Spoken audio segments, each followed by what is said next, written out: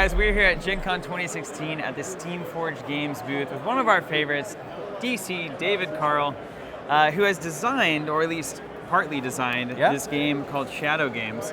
And now this takes place in the Guild Ball universe, and you're the team that is drafting players, essentially, right? So Guild Ball itself is very much at that team level.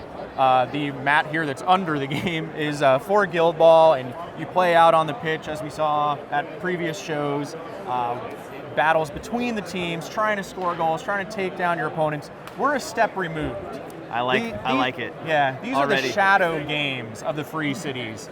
Our guilds are looking for ways to gain favor, to kind of gain an upper hand in the backroom dealings. You can see on our little ad cards a nice shadowy figure here. The game features art by Mark Gibbons from Warhammer 40K fame and plenty of other things. Dark Deeds, Yeah, Dark Deeds as well. Yep, we've got a lot of the characters from the setting as well as new characters for the game, folks that represent some of these backroom dealers, wheeling and dealing in the worlds of the free cities and trying to set up their team. We've got each of the different guild teams with their logos. I'm currently playing a representative for the butchers here. You've got the fishermen. Yeah, I love the fishermen. We are going to try and make our team get the brand new star player who's up and coming by currying enough favor. So you want to eventually accumulate 5 of one type of favor. There's team favor in the green, there's guild favor in the orange, and union favor in the purple. We know the union is a bit of a corrupt organization in the free cities, but also a very powerful one. You want to be sure to get their attention and use it to your advantage. Now, important thing to note here is this is a pre-production copy, right? It is. So we're waiting on a few of the assets to be finished up, and so the finished version of this game will look a little bit different than what we see here, right? Yeah, it'll look a little different. Mostly stuff like the card stock will be thicker, the design will be a little cleaner in terms of the graphic design. We did catch one typo that's marked here on your card. So this is pre-production, but it's getting close. Nice. This is a lot of the final art of the different characters in the game, and they do have the abilities that they'll have. It is finished in design, just finishing it up. It'll be available in a couple of months. Excellent. And we hope that you guys will take a look at it then as well. Absolutely. But, we'd love to. All right, so you're drafting these different pools of power. Obviously, these gray cubes are going to play an important impact. So tell me, how do we actually draft these things? So each of us are going to have some cards, and on your turn you will draw until you have 3, and you can play up to 2 cards. You can play up to 1 plot, which you see there on the left-hand side of your character card there, and you can then play up to 1 agent. So you wound up drawing a couple of plots and 1 agent, and they have effects like getting you additional favor cubes. So here we've got Longshanks, which says gain 1 guild favor, and you want to be building up your influence or favor cubes that way. Some of them actually allow you to steal favor cubes from another player for yourself. Absolutely. Trying to build up to that 5 you need to attract that star player to your guild. Here's where the twist comes in. All right, twist it. Unlike most games, you don't play your cards face up. You play your cards face down. And you can claim you're playing anything you want. So if I say, I'm going to play the card Wheeling and Dealing, perhaps one of the other people in the game might say, I would say both. So if one of you... He'd say, I don't believe you. Right, I don't believe you. So, and when you do that, you then would flip over the card. It was Wheeling and Dealing.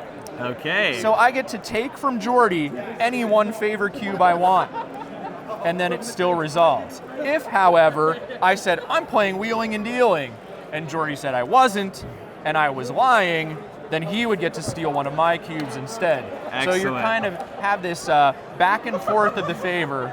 The thing that's a neat twist about this game that I've never seen anywhere else, I don't know if you have, but if you bluff with a card, you say, I'm going to play Wheeling and Dealing, and no one calls it, then you get to do Wheeling and Dealing, and you also get the bluff bonus of whatever card you actually played. Wow. So you're not just thinking about what cards they're playing, but if they don't play that card, what sort of thing could they be trying to accomplish? So there could be some very strong bluff abilities. Yeah. And you're like, I might want to call that. Right.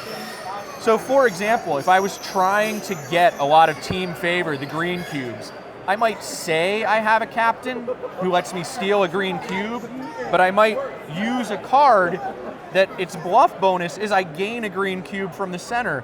So suddenly I've gotten some team favor by the right bluff bonus, I've gotten some team favor by stealing, and you definitely want to pay attention to your opponents, see who's lying a lot, who's being shifty, watch for like little ticks and stuff.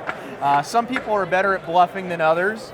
Some people call bluffs more often than others. Yeah, I know the aggressive bluff caller. I've been on that table before, you know what I mean? I am that team. I'm the leader of that team. Are these gray cubes playing any kind of significance? So you'll see on the plots, a lot of them say that you bribe a certain type of favor. So bribing means you have to give it to somebody else. If I'm going to bribe a guild favor, for example, when I play power play, I play it face down, but in this case we're just going to show it, I would have to bribe someone a guild favor.